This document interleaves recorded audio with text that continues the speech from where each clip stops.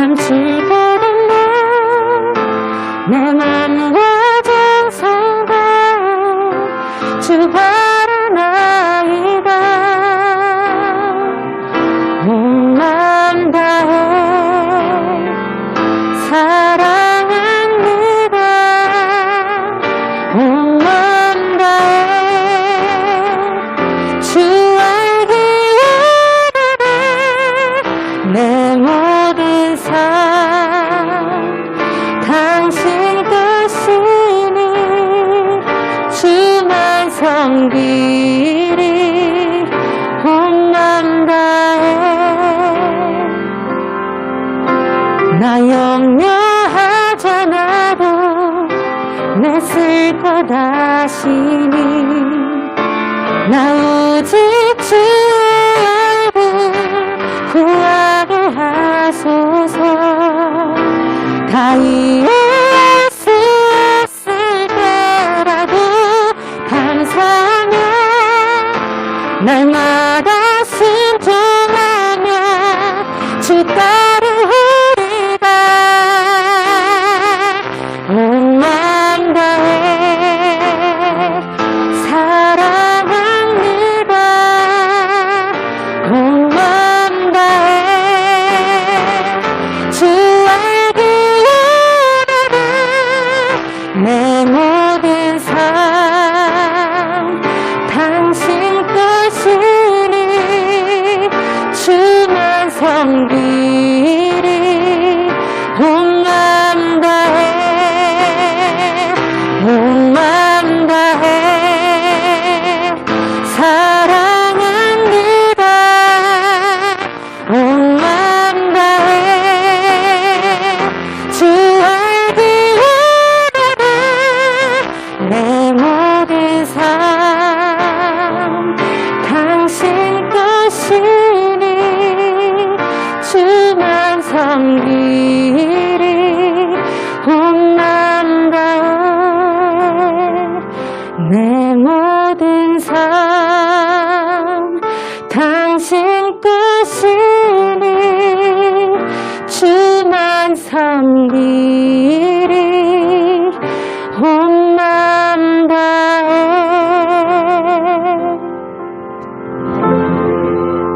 우리 함께 기도하겠습니다. 하나님 아버지, 오늘도 주님 말씀 앞에 섭니다.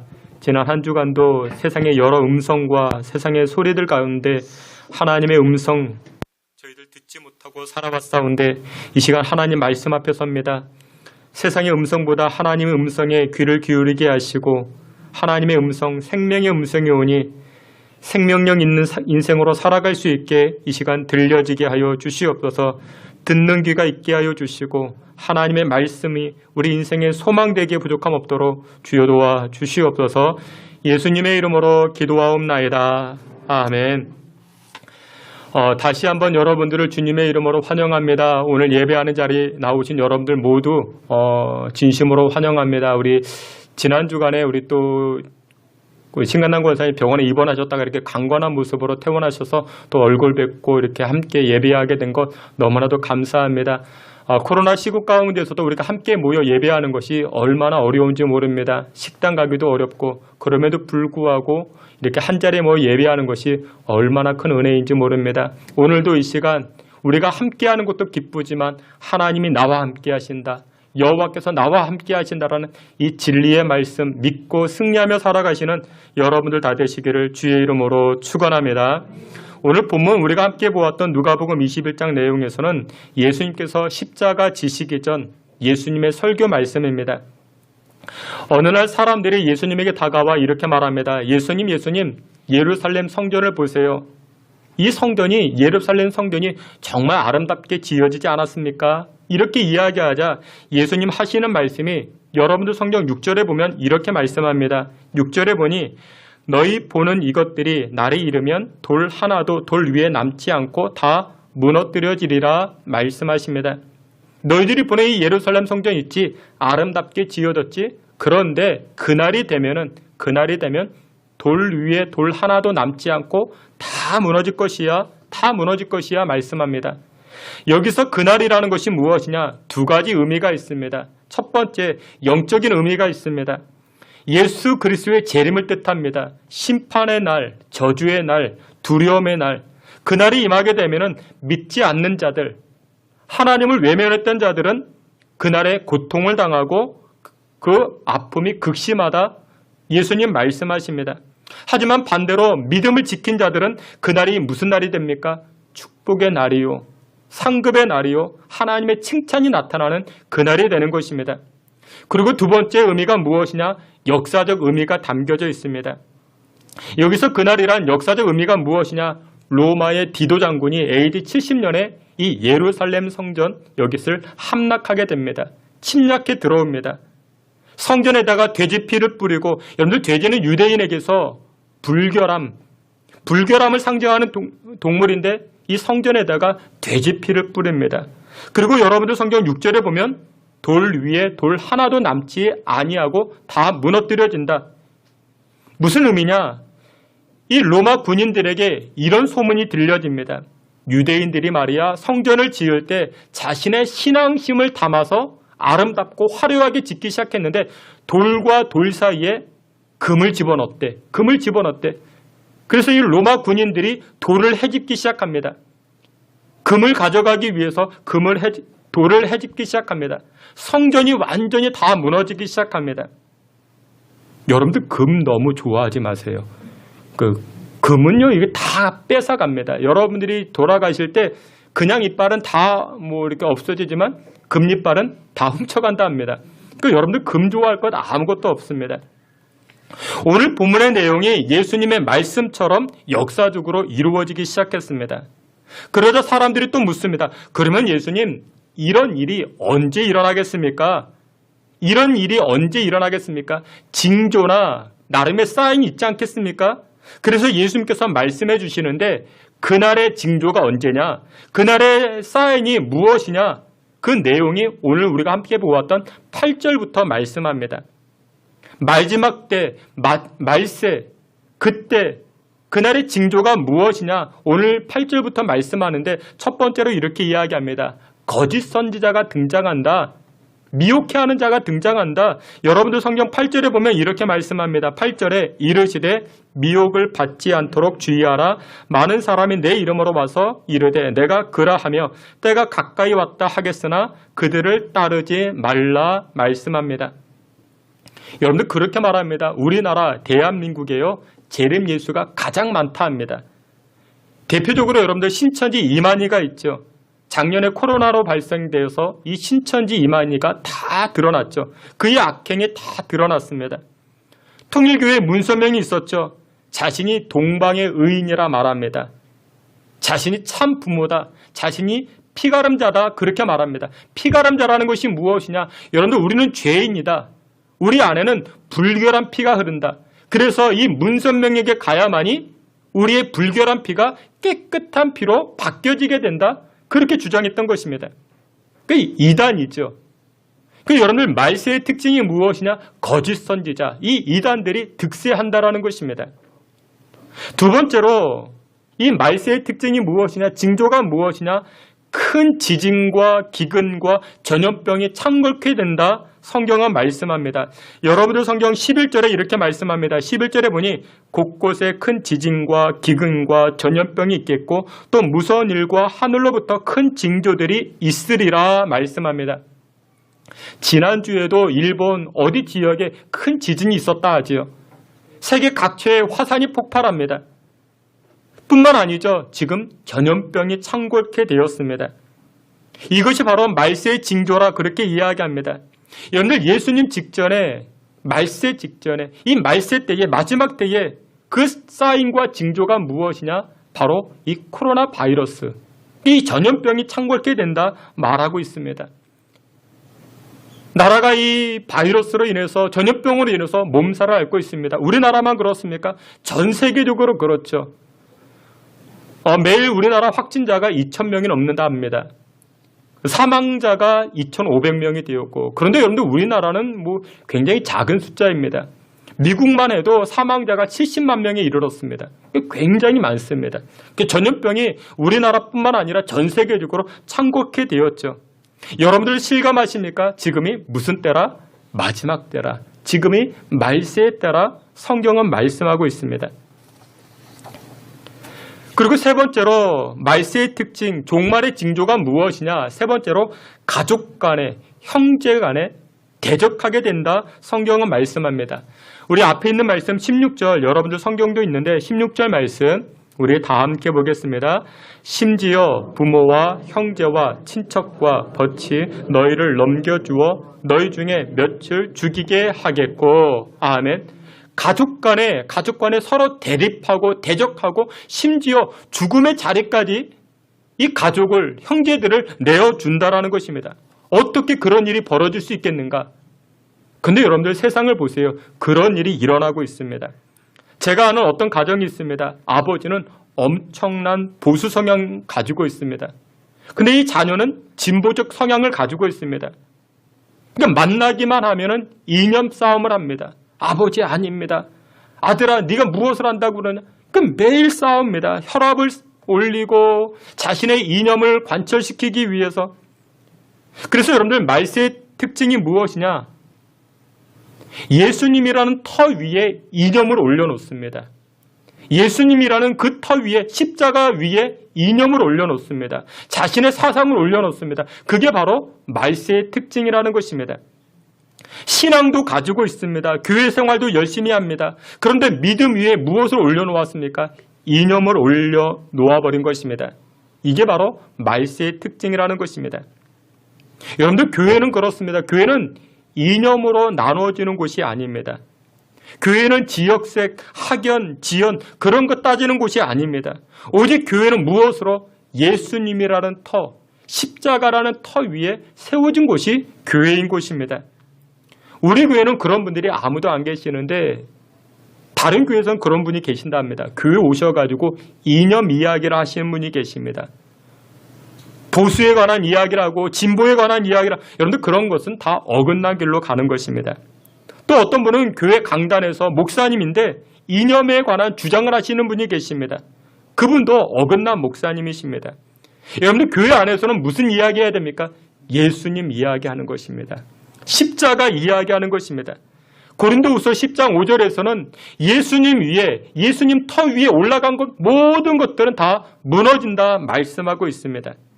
사랑하시는 귀한 성도 여러분들, 예수님 위에 여러분들의 자랑이 올라갔습니까? 여러분들의 철학이 올라갔습니까? 여러분들의 이념이 올라갔습니까? 그거 다 내려놓으셔야 됩니다.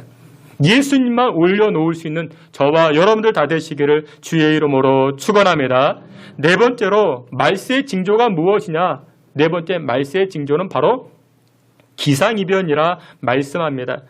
여러분들 성경 25절에 보니 이렇게 말씀합니다. 25절에 보니 1월 성신에는 징조가 있겠고 땅에서는 민족들이 바다와 파도의 성난 소리로 인하여 혼란 중에 곤고하리라 말씀합니다. 요새 1월 성신이라는 것은 자연을 뜻합니다. 그런데 땅에서는 민족들이 바다와 파도의 성난 소리를, 파도가 성을 냈습니다. 분을 표출합니다. 산이 분을 표출하고 바다가 표출하고, 이게 자연의 기상이변이 생겼다라는 것이죠. 온난화로 인해서 북곰이 살아갈 수 없다 합니다. 그 개체수가 줄어가고 있다 합니다. 세계 도시 가운데 가장 추운 도시가 시베리아의 베르호얀스키라는 그런 도시가 있다 합니다. 세계에서 가장 추운 도시입니다. 러시아에는 여러 스키가 있는데 이 베르호얀스키가 가장 춥다 그렇게 말합니다. 그런데 지난 여름에 이 베르호얀스키가 가장 추운 도시인데 온도가 얼마나 올라갔는가? 38도까지 올라갔다 합니다. 우리나라에서 가장 더운 도시를 대구라 이야기하죠. 대구가 38도가 되면 우리가 이해할 수 있겠는데 세계에서 가장 추운 이 베르호얀스키 그 도시가 38도까지 올라갔다 합니다. 기상이변이죠. 얼마 전에는 미국 서부에 대형 산불이 일어났습니다. 많은 학자들은 그렇게 이야기합니다. 이 화재의 원인이 무엇이냐? 이것도 기상이변이라. 기상이변 때문에 그렇다 그렇게 말을 하고 있습니다. 작년에는 중국 산사 때문에 큰 폭우가 쏟아졌죠. 우리나라 소양강의 40배라 이야기합니다. 이것 때문에 지구 축이 흔들리고 그 때문에 무너질 것 같다. 그렇게 이야기했죠. 어마어마한 비가 쏟아졌습니다. 이것도 기상이변이라 그렇게 이야기를 합니다. 그러니까 여러분들 말세의 특징이 무엇이냐? 기상이변인 것입니다. 오늘 성경도 말씀하고 있습니다. 여러분들 주변을 돌아보세요. 우리 주변을 돌아보세요. 전염병의 문제가 있죠. 이념의 문제가 있죠. 기상이변의 문제가 있죠. 우리는 지금 이와 같은 문제를 다 겪고 있습니다. 그렇기 때문에 우리는 지금 무슨 시대를 살고 있다? 마지막 때를 살고 있다 해도 과언은 아닐 것입니다. 여러분들은 지금 우리 다 모두 다 말세를 지나고 있습니다. 그런데 이 말세 때를, 이 마지막 때를 지혜롭게 살아가는 비결이 무엇이냐? 오늘 성경은 두 가지로 말씀합니다. 첫 번째로 마지막 때를 지혜롭게 살아가는 비결 첫 번째는 감동을 주는 인생으로 살라 그렇게 말씀합니다. 우리 성경 말씀 누가복음 21장 1절부터 4절 말씀, 우리 오늘 본문인데 1절부터 4절까지 앞에도 말씀이 있습니다. 우리 말씀 다 함께 봅니다. 예수께서 눈을 들어 부자들이 헌금함에 헌금 넣는 것을 보시고 또 어떤 가난한 과부가 두랩돈 넣는 것을 보시고 이르시되 내가 참으로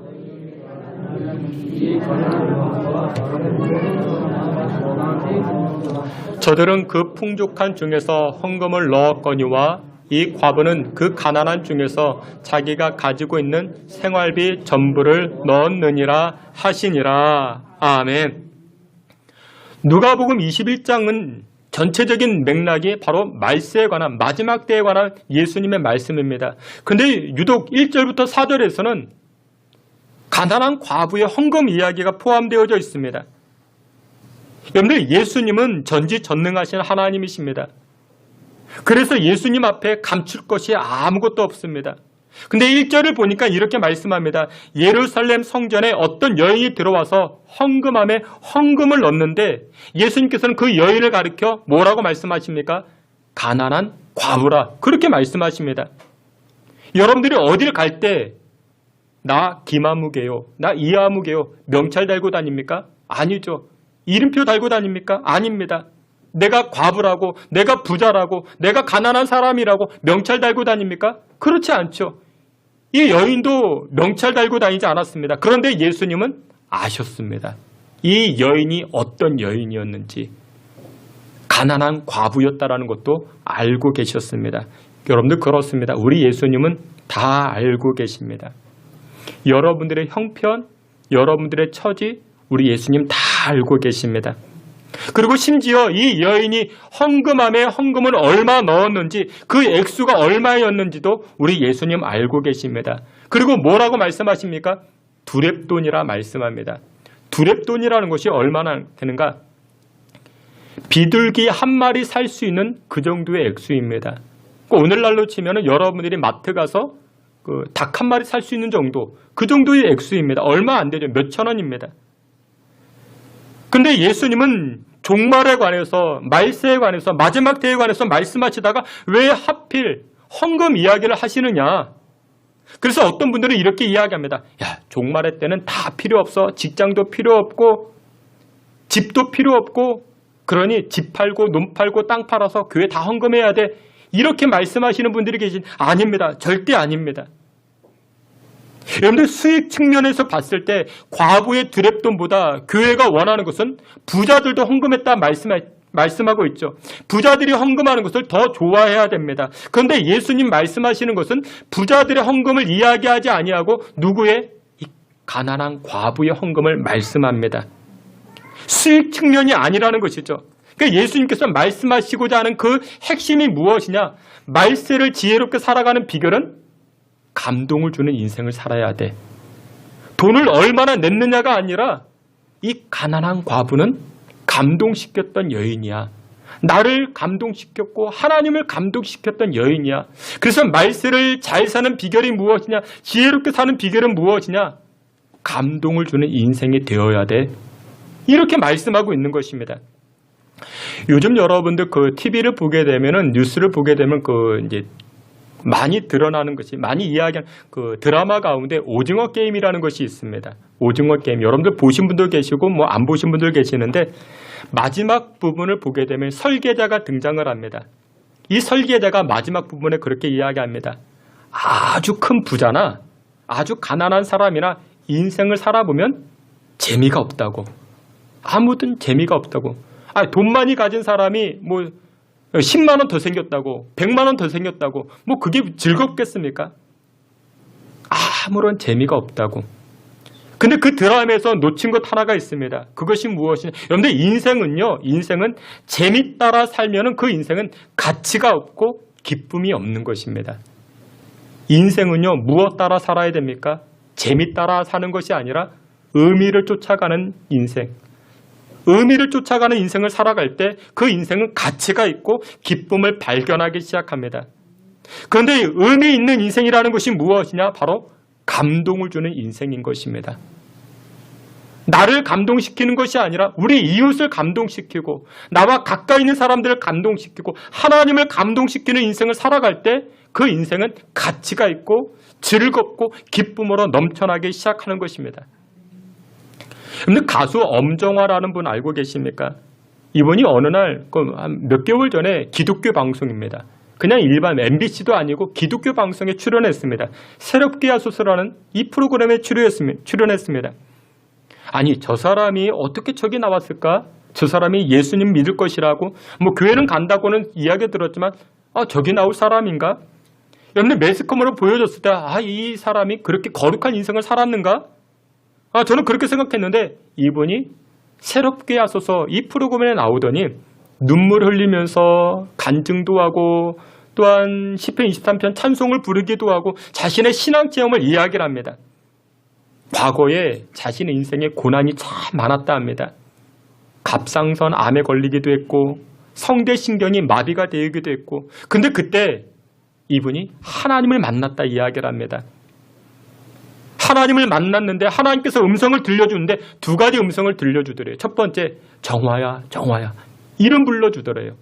그 정화가 본명이었던 것 같아요. 정화야, 정화야.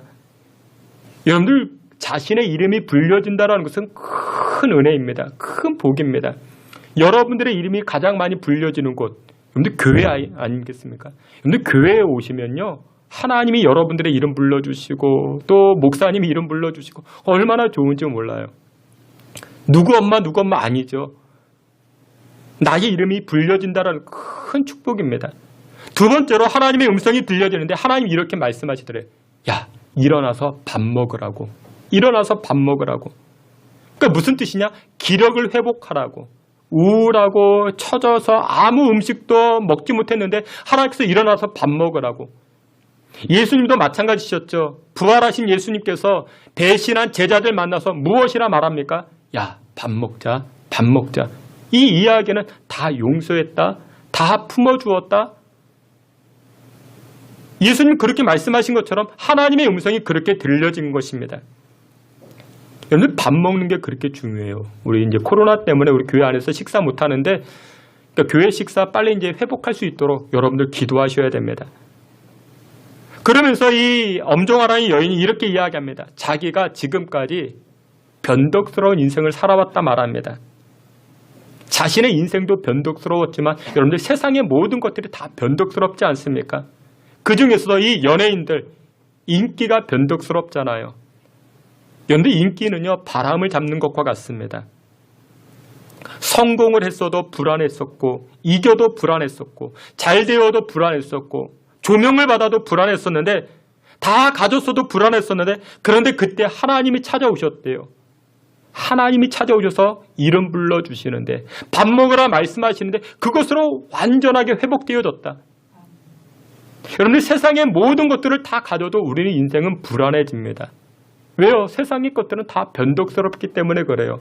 그러나 하나님의 음성은요, 하나님의 사랑은 변함없는 줄 믿으시길 축원합니다. 그러자 이 여인의 병이 하나님 만남으로 치료받기 시작합니다.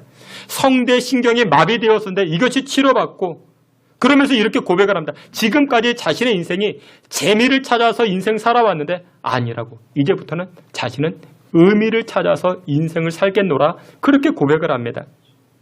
사랑하시는 성도 여러분들, 의미를 찾는 인생이 무엇이겠습니까? 감동을 주는 인생인 것입니다. 하나님은 저와 여러분들을 일꾼으로 부르셨습니다. 무슨 일꾼으로 부르셨어요?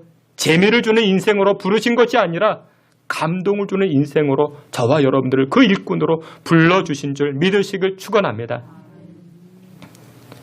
오늘 누가복음 21장에 말세를 살아가는 지혜를 말씀하실 때 하나님, 예수님은 말씀합니다. 야, 감동을 주는 인생이 되어야 돼. 이 가난한 과부, 성공하지 못해서, 출세하지 못해서 그래도 괜찮아. 이 가난한 과부는 말세를 잘 사는 지혜를 가지고 있어. 그것이 무엇이냐? 하나님을 감동시키고 이웃을 감동시키는 그 여인, 바로 지혜로운 여인이야. 우리 예수님, 우리 하나님 그렇게 말씀하고 있습니다. 전라북도 완주에 가보면 삼례읍이라는 곳이 있습니다. 일제시대 때 황해도에 살던 임광호 전도사님이 이 전라도로 내려와서 27살에 교회를 세웠습니다. 개척교회를 시작하게 되었습니다. 그러니까 삼리에 가보면 이 전도사님을 기르는 비속도 있다 합니다. 그러다가 전쟁이 발발했습니다. 공산군이 내려와서 마을을 출토화시키고 다 집집마다 불을 지르고 특별히 예배당에 총격을 가해서 예배당이 무너졌습니다. 그리고 나서 시간이 지나서 세월이 흘러서 전쟁이 끝났습니다. 성도들이 하나둘씩 모였습니다. 교회를 세우고자 교인들의 마음이 모아집니다.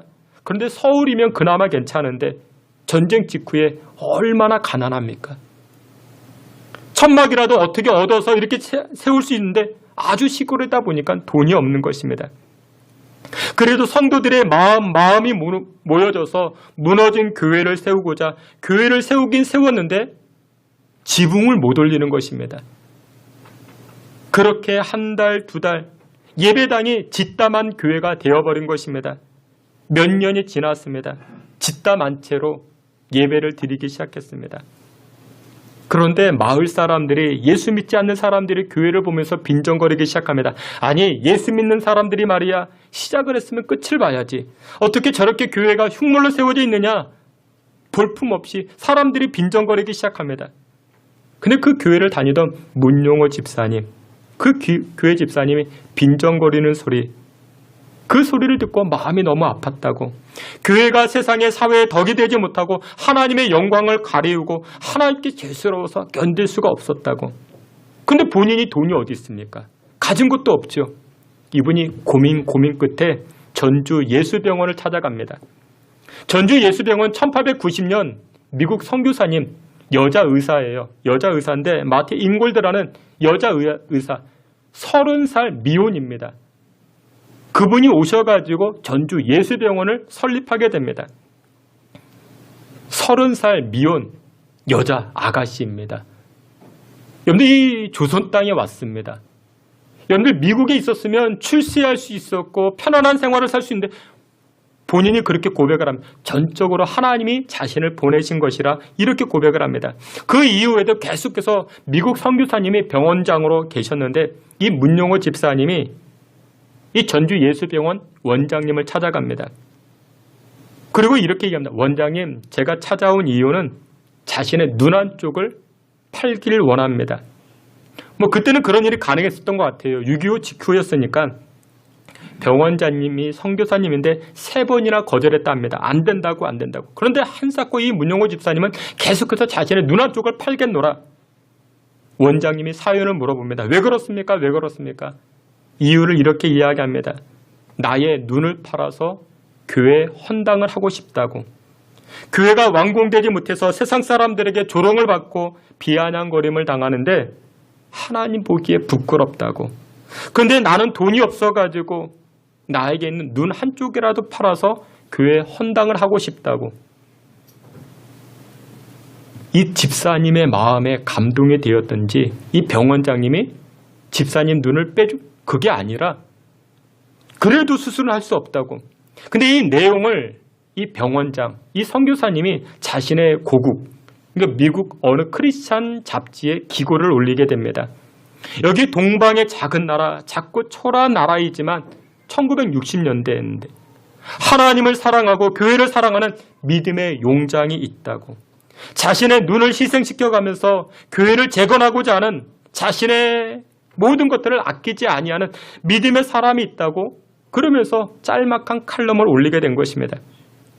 이 소식을 접한 미국의 수많은 크리스찬들이 감동을 해서, 그때 미국 복음으로 뜨거웠으니까 선교비와 건축 헌금을 보내주는데 교회 지붕을 올리고도 건축하고 남는 그런 헌금이 보내졌다 합니다.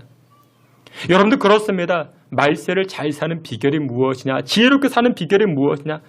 감동을 주면 됩니다. 감동 주는 인생을 살면 됩니다. 여러분들 하나님을 감동시켜 보세요. 이웃을 감동시켜 보세요. 그러면 장사도 잘 됩니다. 승진도 잘 되게 됩니다. 여러분들 그 식당을 할 때도 마찬가지예요. 손님을 감동시키면 여러분들 식당도 잘 됩니다. 요즘 여성들이 힐링하는 곳이 있다 합니다. 그 네일 아트라고 이야기, 손톱 관리 받는 곳. 근데 여러분들 거기가 굉장히 의외로 비쌉니다. 저는 일주일마다 손톱을 꼭 한 번씩은 잘라야 됩니다. 그 손톱이 길면은 저는 설교문을 작성할 때 컴퓨터를 사용하는데 이 타이핑이 안 됩니다. 그래서 꼭 저는 손톱을 잘라서 어떻게 할까요?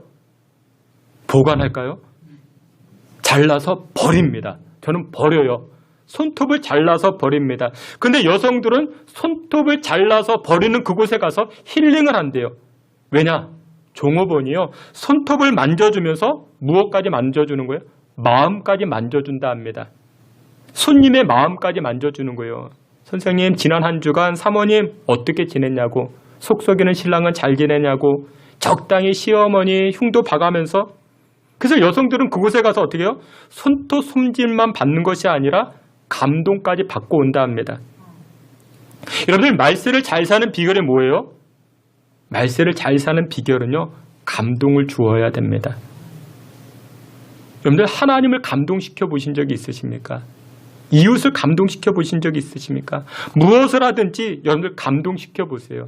그게 바로 마지막 때를 준비하는 비결, 말세를 잘 살아가는 지혜라 성경은 말씀합니다. 주께서 사랑하시는 귀한 성도 여러분들 모두가 이 가난한 과부와 같이 예수님을 감동시키고 이웃을 감동시켜 하나님에게 칭찬받는 저와 여러분들 다 되시기를 주님의 이름으로 축원합니다. 마지막 두 번째로 말세를 지혜롭게 살아가는 비결이 무엇이냐? 마지막 때를 지혜롭게 살아가는 비결은 일상생활 가운데 영성의 삶으로 살라 성경은 말씀합니다. 우리 오늘 본문 말씀 12절부터 14절 말씀, 우리 앞에도 말씀이 있습니다. 12절부터 14절 다 함께 봅니다. 이 모든 일 전에 내 이름으로 말미암아 너희에게 손을 대어 박해하며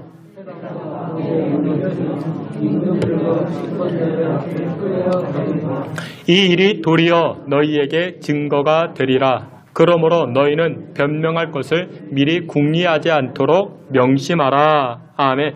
여러분, 말세 때에는 믿음의 사람들이 세상 사람들에게 핍박당하고 신앙 가진 것 때문에 믿음 가진 것 때문에 어려움을 당한다라는 것입니다. 그런데 예수님 뭐라고 말씀하십니까? 야, 걱정하지 마.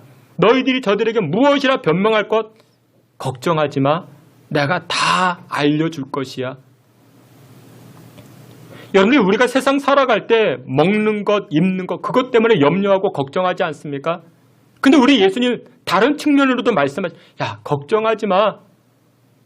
예수 믿는 사람들이, 하나님을 믿는 사람들이 세상 살아갈 때 무엇 먹을까, 무엇 마실까? 그거 걱정하지 않아도 돼. 하나님 채워주신다 말씀합니다. 근데 우리는 어떻게 합니까? 우리는 그것 때문에 매일매일 염려하고 걱정합니다. 일상생활 가운데 그 걱정, 그 염려밖에 없죠. 여러분들, 말세를 살아갈 때 우리 주님 말씀하십니다. 야, 걱정하지 마. 일상생활 가운데 영성의 삶으로 살아가게 되면은 하나님께서, 예수님께서 다 채워주신다 말씀합니다. 여러분들, 그 종말론자들이 있죠. 옛날에 다미성교회 종말론 신자들이 모여서 휴거한다고.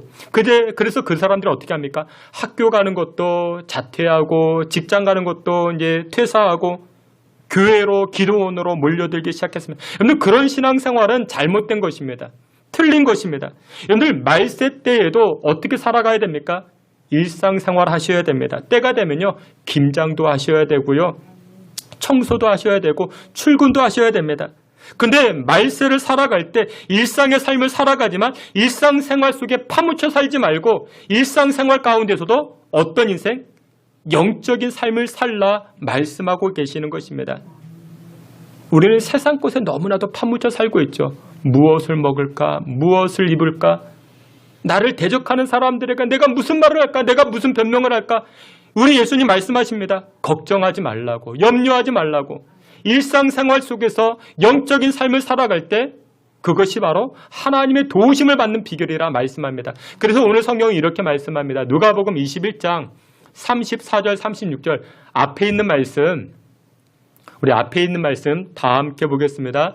너희는 스스로 조심하라. 그렇지 않으면 방탕함과 술취함과 생활의 염려로 마음이 둔하여지고 뜻밖의 그날이 덕과 같이 너희에게 임하리라. 이러므로 너희는 장차 올 이 모든 일을 능히 피하고 인자 앞에 서도록 항상 기도하며 깨어 있으라 하시니라. 아멘. 여러분들 여기 보니까 34절에 생활의 염려로 마음이 둔하여지고 하나님을 향한 믿음의 삶이, 하나님을 향한 우리의 본향이 있는 천국의 삶을 살아가야 할 것인데 생활의 염려로 인해서 마음이 둔하여질 수 있다. 생활의 일상생활에 매몰되어 살아갈 수 있다. 그렇게 말씀합니다. 근데 이것을 이기기 위해서는 어떻게 하라? 36절에 보니 항상 기도하며 깨어 있으라 말씀합니다. 여러분들 일상생활을 살아가셔야 됩니다. 운전도 하셔야 되고 직장에 출근도 하셔야 되고 사업도 하셔야 됩니다. 그런데 그 상황 가운데 우리 생활의 염려로 둔하여지지 않기 위해서는 무엇 해야 된다? 기도의 끈을 놓아서는 아니 된다. 기도의 끈을 놓아서는 아니 된다. 우리 예수님 그렇게 말씀하십니다. 10월 마지막 주부터 10월 25일부터 제12차 특별 새벽 기도회를 진행합니다. 주제는 예수님을 나의 왕되게 하라. 스가랴 9장 말씀을 주제로 특별 새벽 기도를 진행하고자 합니다. 그러면 스가랴서 9장 16절 말씀과 같이 그리하면 예수님을 나의 인생의 왕으로 삼게 되면 왕관의 보석과 같이 여호와의 땅에서 빛나게 되리라. 이렇게 말씀합니다. 여러분들 생각해 보세요. 보세요. 출세했다고, 높은 자리에 올랐다고, 돈 많이 가졌다고, 50억 가졌다고 그 인생이 빛납니까? 아니죠. 얼마나 부끄러움 당한 사람들이 많이 있습니까?